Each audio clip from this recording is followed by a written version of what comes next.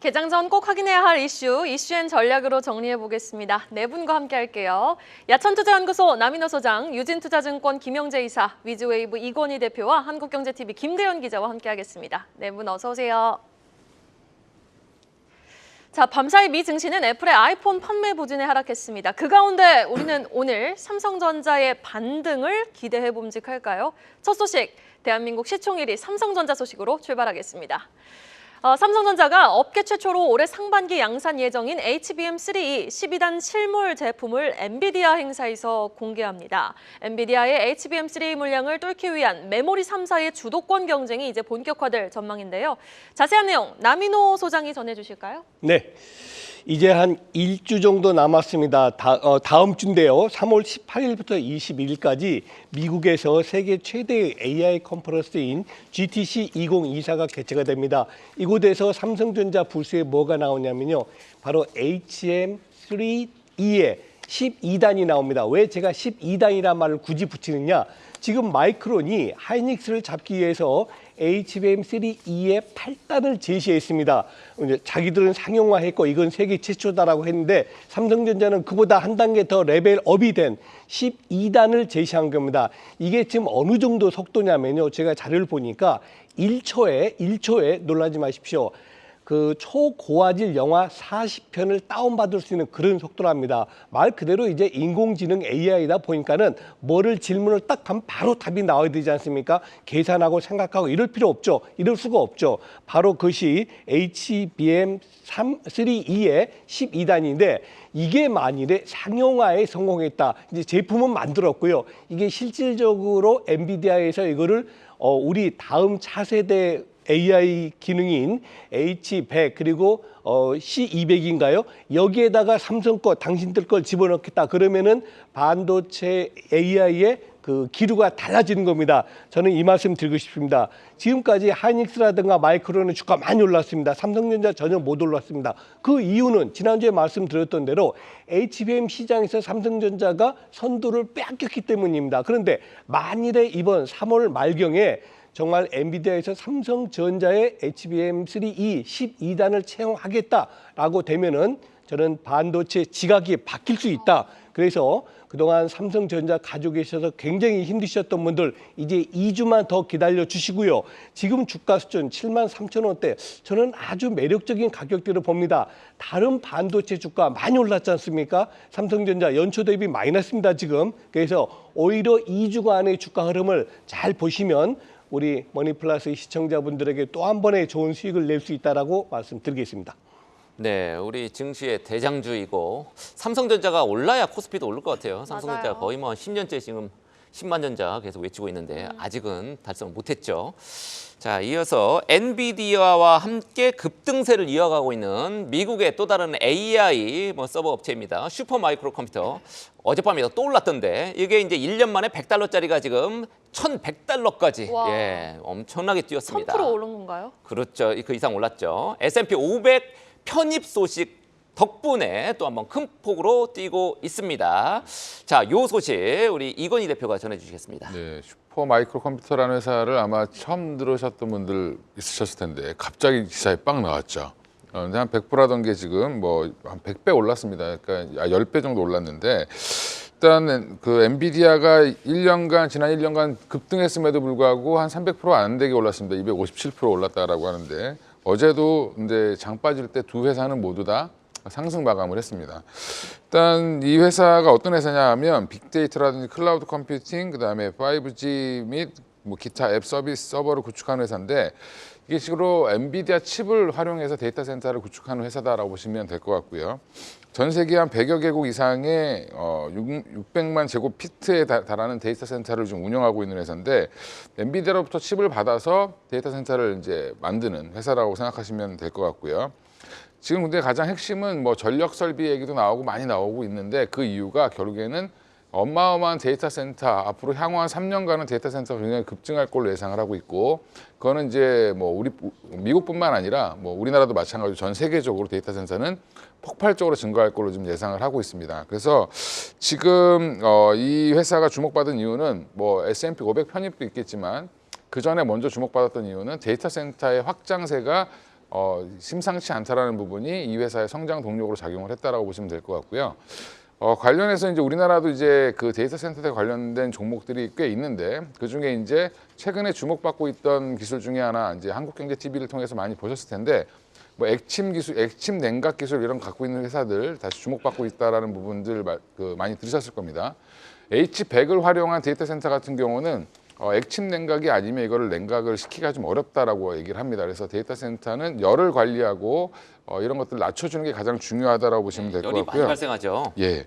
그래서 이제 국내 데이터 센터 관련주들 중소형주 중에서 어떤 것들이 있냐 살펴봤더니 주로 이제 데이터 센터향 PCB를 만드는 회사가 최근에 며칠 한 이틀 급등한 이수페타시스입니다. 네.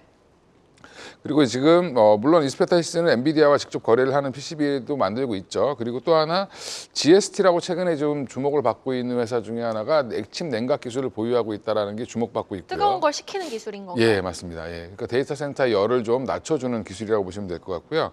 또 하나 좀 중소형주 중에 이제 한 2천억 정도 규모의 그 K-엔솔이라는 회사가 있습니다.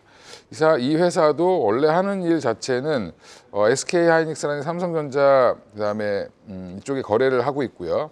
그다음에 세계 1위의 액침 냉각 기술과 회사와 협업을 통해서 지금 이 기술을 지금 접목을 시키고 있는 회사라고 좀 주목을 하시면 될 것 같은데 이 회사가 지금 보면 원래는 본업은 SK 삼성이라든지 하이닉스의 클린룸, 그다음에 SK온의 뭐 드라이룸, SK온 하면 이제 2차 전지죠.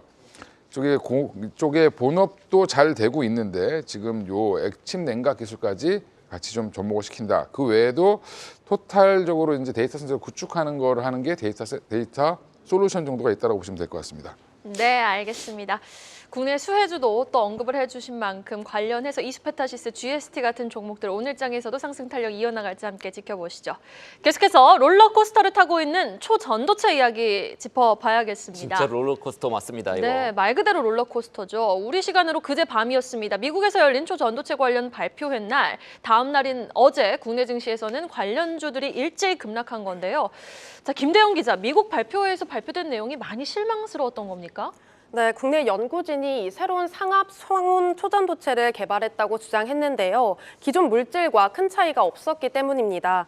특히 실물은 보여주지도 않았고 이 해당 물질을 찍은 동영상만 공개했는데요. 업계뿐만 아니라 이 투자자들에게 실망감을 안긴 배경이 됐습니다.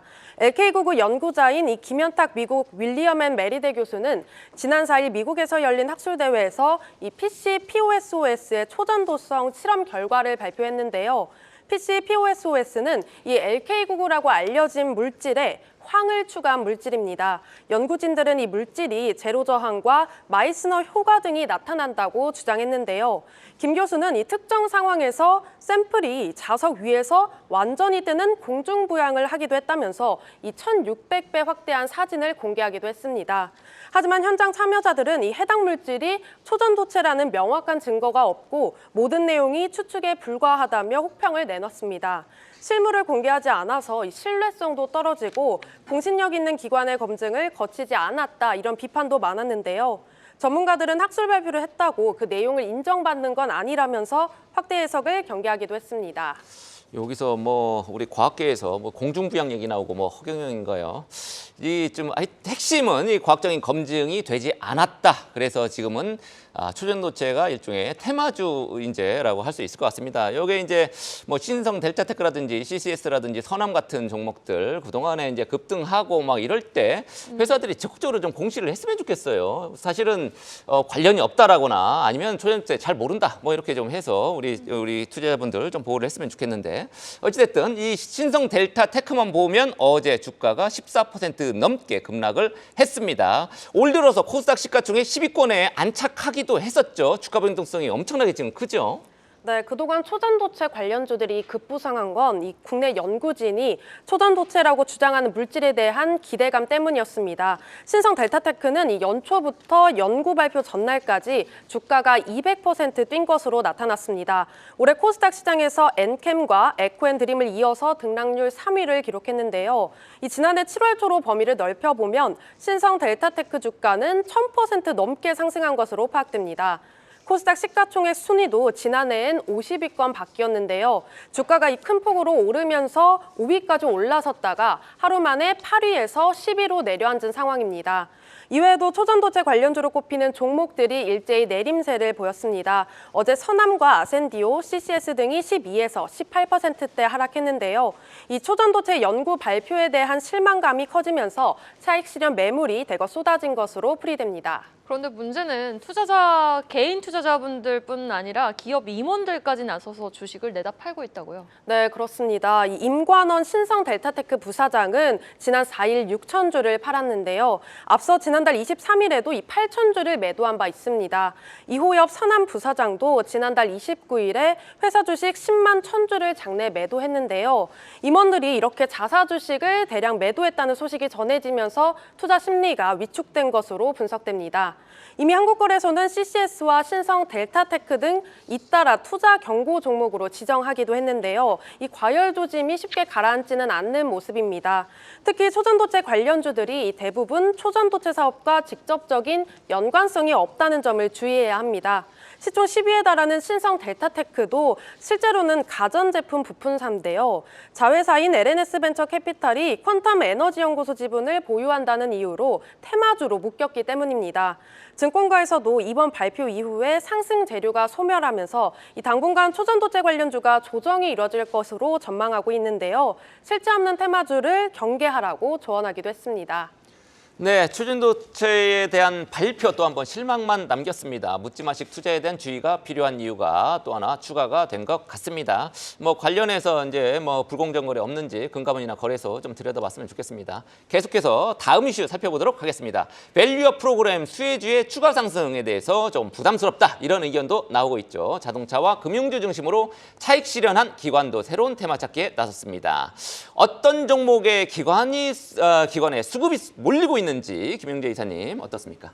네, 사실 정부가 추진하고 있는 밸류업 프로그램 관련해서 아직까지 수혜 섹터인 자동차, 금융에 큰 변화는 없습니다. 그렇지만 이제 부담을 느낀 기관이 일부 종목에 대해서는 좀 차익 실현하는 모습이 나타나고 있기 때문에 기관이 이제 매도를 하고 새롭게 진입하는 섹터나 종목을 좀 찾아보자라는 것이 그 원인인데 사실 부담스럽다는 거는 상승률이 업종별로도 거의 단기간에 30% 이상 나오기도 했지만 그 안에서 대장주는 더 큰 상승을 이뤘기 때문인데 예를 들어서 삼성생명이 74%를 지난 30거래일 동안 기록을 했고요. 하나금융지와 키움증권 45% 상승, 기아는 41% 상승 중입니다. 관련해서 일단 투자 전략을 본다 그러면 결국 수급이 비어져 있는 종목을 매수할 가능성이 높지 않겠느냐라는 그런 아이디어에 착안해서 최근 한 달간 기간이 좀 이렇게 수급 강도가 높아지는 종목을 주목할 필요가 있다라는 증권사 보고서가 나와 있고요. 또한 최근 미국과 일본 증시에서 상승했던 종목들의 특징이 어떤 비용 대비 수익성이 높은 그런 종목들이었다는 점에서 그러한 종목의 특성을 지닌 그 종목을 좀 찾아보자는 그런 움직임이 있습니다. 그래서 제가 이제 리포트에 나와 있는 종목들을 좀 봤는데 하이투자증권이 제시한 다수 종목 중에서 실제 기간 수급 강도가 높아지는 종목은 S오일이라고 할 수 있겠습니다. 최근 한 달간 기간 순매수가 거의 300억 원 가까이 들어와 있는데요. 그렇지만 그 직전 5개월에는 오히려 1,020억 정도 순매도 이후에 지금 순매수로 전환된 상황이기 때문에 좀 관심을 가져볼 필요가 있다고 보고 있고 개인적으로 저는 LG 생활건강을 좀 주목하실 필요가 있다고 보고 있는데요. 최근 한 달간 기간이 846억 원을 순매도했는데 그 직전 5개월에는 순매도로 254억 원을 순매도한 적이 있습니다. 최근 들어서 기사가 나오는 것을 보시면 면세점의 일월 판매액이 2배 정도 증가했다. 근데 화장품이 거의 큰 기여를 했다. 그리고 쿠팡 입점을 2019년 이후에 처음으로 다시 실시한다는 점에서 어떤 실적 개선을 예상할 수 있는 재료들이 많이 나오고 있다는 점을 좀 주목하실 필요가 있다고 보고 있습니다. 네, 알겠습니다. 금 가격도 비트코인도 사상 최대니까 예탁금은 쉽게 오를 리가 없을 것 같고 기관이 연일 매도하는 가운데 기관의 수급이 유입되고 또 펀더멘털적으로 호전되는 기업들 한번 움직임 주시해 보실 필요가 있어 보입니다. 이어서 가장 빠른 리포트와 공시도 확인해 보고 오겠습니다. 박정원 캐스터가 준비하고 있습니다. 오늘 아침에 나온 리포트 정리해드리는 가장 빠른 리포트 앤 공시 시간입니다. 먼저 목표가가 상향 조정된 종목들 체크해 보겠습니다. 첫 번째는 이녹스 첨단 소재인데요. 플래그십 스마트폰 판매와 TV 출하량이 확대되고 있는 가운데 그 점유율도 증가세를 보이고 있습니다. NH투자증권은 1분기 어닝 서프라이즈를 전망하면서 37,000원이었던 목표가를 42,000원으로 상향 조정했습니다. 다음으로 원익 IPS 리포트입니다. 흥국증권은 주요 고객사의 ALD 매출이 점차 증가하고 있는 점을 주목하면서 이 설비 R&D와 양산 매출이 올해부터 인식될 것으로 기대를 했습니다. 올해 ALD 설비 출하의 증가는 D램의 테크 마이그레이션 방향성과 동행한다는 점을 긍정적으로 평가를 하면서요. 목표 주가를 1,000원 올린 42,000원으로 제시했습니다. 이어서 목표 주가가 유지인 리포트들 확인해 보시죠. 우선 두산테스나입니다. 차량용 반도체 위주로 다시 매출이 성장할 전망이 전해진 가운데 과도한 주가 하락은 저가 매수의 기회로 삼아야 한다는 BNK투자증권의 분석이 있었고요. 58,000원의 목표 주가를 이어갔습니다. 이번에는 KCC입니다. 뚜렷한 업황 개선과 함께 중국의 태양광 공급과인 그 반사 수혜가 기대된다는 하나증권의 진단이 나왔고요. 35만 원의 목표 주가를 제시했네요. 다음은 LS일렉트릭입니다. 일론 머스크 테슬라 CEO가 전기와 배전기 부족을 전망한 가운데 AI 수혜가 기대되는 전력기기 업체들이 부각이 되고 있습니다. LS일렉트릭은 전력 인프라의 안정적인 성장은 물론이고 자동화와 신재생의 이익 개선이 전망되고 있는데요.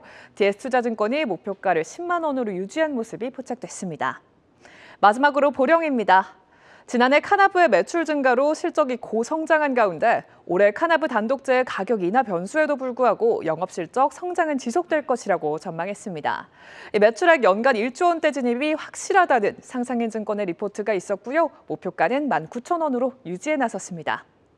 이렇게 오늘 아침에 나온 리포트들 참고하셔서 오늘도 성공 투자하시기 바랍니다. 지금까지 가장 빠른 리포트 앤 공시 박정원이었습니다. 다음 소식입니다. 어제장 관심이 쏠렸던 종목 이야기로 넘어가 볼까요?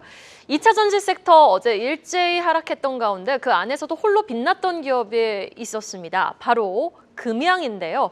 이 꿈의 2차 전지라고 불리는 4695 배터리 개발 소식이 전해지며 어제 장중 28%까지 급등을 했었습니다. 자, 남인호 소장이 관련 내용 자세히 짚어주실까요? 네, 방금 우리 이혜성 교수께서 말씀하신 4695 여기에 대해서 먼저 설명드리겠습니다. 배터리 지름이 46mm라는 얘기고요. 길이가 바로 95mm라는 얘기입니다.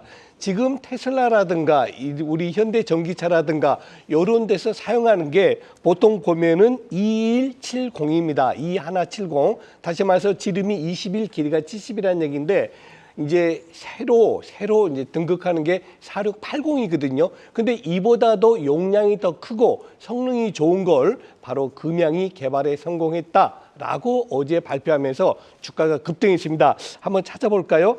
SM랩이라는 그런 배터리 그 전문 업체를 인수했습니다. 금양이. 그리고 불과 몇 개월 만에 아마 한 5개월 됐나요? 5개월 만에 드디어는 469 배터리 성공했다라고 공시를 했는데 자 이제 여기서 그럼 일단 환호하죠. 그리고 또 축하도 드립니다. 그러나 이것이 현실적으로 금양의 실적까지 뒷받침되는 몇 단계 더 거쳐야 됩니다. 첫 번째, 양산화해야 됩니다. 뭐 하나를 개발했다 이게 되는 게 아니고 이것이 실제 가격에 적합한가, 시장에서 판매가 되겠는가 이게 제일 중요하고요. 다음 두 번째는 실제 전기차 회사에서 이거를 수주해야 됩니다. 그래요? 그러면 469 우리한테 50만 대 주세요, 100만 대 주세요. 이게 오다가 떨어져야 되는 것이고 마지막으로 금양이 그걸로 그 계약으로 인해서 회사의 영업이익이 나야 됩니다. 그러려면은 최소한도 몇 개월 정도 더 시간이 걸린다는 말씀 미리 드리겠습니다. 참고로 시장에서 조금 의구심을 갖는 시각은 이겁니다. LG 엔솔이라든가 삼성 SDI 같이 매년 수천억의 돈을 투자하고도 아직도 4680을 만들기 어렵다 그러는데 어떻게 저렇게 금방 만들었을까? 이런 의구심이 있다는 말씀 드리겠고요. 자, 마지막으로 주가 얘기하겠습니다. 금양의 최근 1년간 주가를 보면 가장 저점이 4만 원이었어요. 그리고 가장 고점이 19만 원이었습니다. 그러다가 다시 7만 원까지 조정 보였다가 어제 종가 기준 12만 원대 있습니다. 저는 투자 원칙이 있는데요. 제 투자 원칙이 뭐냐? 저점 대비 50% 넘어가는 건 저는 투자를 안 합니다. 그래서 저에게 만일에 금양 오늘 사겠습니까 하면 저는 안 산다고 얘기하죠. 그러나 만일에 정말 내가 금양 투자하겠다 하신 분은 여러분 계좌의 5% 예컨대 1,000만 원 투자하시면 50만 원 범위 안에서는 뭐 투자하셔도 큰 무리는 없지 않을까라고 정리를 드리겠습니다. 예, 지금 주가 좀 아까도 이제 금양 차트가 나왔는데 3개월 차트는 급락했다가 다시 급등, 1개월 차트를 보면 55%나 뛰었거든요. 나스닥께서는 좀 그래서 좀 보수적인 접근법 요걸 주문했고요. 우리 김영재 이사는 금양 주가 전망 어떻게 보십니까? 일단 금양 주가 전망하기 어려운 종목이라고 볼 수 있는데요. 어제 일단 시간 외에서도 상승을 했고 그리고 오늘 개최되는 인터배터리 2024에서 469 배터리 실물을 공개하고 시연을 통해서 기술력을 증명하겠다는 계획을 가지고 있기 때문에 이러한 것들이 차질 없이 진행된다면 주가는 추가 상승 가능성이 있다고 볼 수밖에 없을 것입니다. 다만 소장님 말씀하신 대로 이것이 개발이 인정된다 하더라도 이것이 양산 또 수율을 잡고 여기에 또 제조사 공고까지 나타나기까지는 상당한 시일이 걸립니다. 그래서 매출까지 이어지기에는 시일이 걸린다는 점에서 추세적 상승으로 이어지기는 좀 한계가 있다라고 볼 수밖에 없고요. 전략은 일단 실적이 뒷받침되지 않은 구간인데 지금 7조 원의 어떤 시가총액을 과연 설명할 수 있겠느냐 이런 점에서 본다면 지금 신규 매수보다는 지금은 보유자의 영역이다라고 볼 수 있고 보유자의 경우에도 당장 매도하실 필요는 없어 보입니다. 다만 주가 변동성이 크게 확대되는 구간에서는 비중을 축소하는 전략으로 대응이 유효하다라고 볼 수 있겠습니다. 네, 김영재 이사 역시 보수적 접근법 금양에 대해서 이렇게 의견을 주셨습니다. 계속해서 김대영 기자가 준비한 소식 하나 더 살펴보겠습니다. 다음 주에 홍콩 H지수는 이제 중국 본토 기업을 가지고 이제 지수를 만든 건데요. 요거 기초자산으로 하는 ELS 관련 책임 분담 기준안이 공개가 됩니다. 원래 지난달 말에 발표할 걸로 이렇게 생각이 됐었는데 판매사에 대한 현장 검사 연장되면서 시점이 조금 미뤄졌습니다. 그래서 지금 이복현 감독원장 입만 지금 쳐다보고 있는데 김 기자, 일괄 배상은 없다면서요? 네, 그렇습니다. 이복현 금융감독원장이 이 홍콩 ELS 투자자 손실배상안을 오는 11일 발표하겠다고 전날 밝혔는데요. 일괄배상은 고려하지 않는다고 못 박았습니다. 배상 비율은 0에서 100%까지 차등화될 수 있다고 강조했는데요. 경우에 따라서는 배상을 아예 못 받는 투자자도 생길 수 있는 겁니다. 이 원장은 현재 연령층, 투자 경험, 투자 목적, 그리고 창구에서 어떤 설명을 들었는지 등 이 수십 가지 요소를 매트릭스에 반영하고 있다고 설명했습니다. 또 어떤 경우에 소비자가 더 많은 책임을 져야 하고 또 어떤 경우에 은행과 증권사가 책임을 져야 하는지 정리하고 있다. 이렇게 덧붙였는데요. 금융소비자보호법에 따라 투자자의 자기책임 원칙과 또 금융회사의 소비자 보호 의무를 두고 적정 비율을 매트릭스 방식으로 조합하는 배상안이 나올 예정입니다. 이렇게 되면 금감원이 과거 DLF 사태 때 제시한 일괄적 배상안과는 분명한 차이가 있어 보이는데 자, 배상을 못 받는 경우도 생길 것 같습니다. 어떻습니까?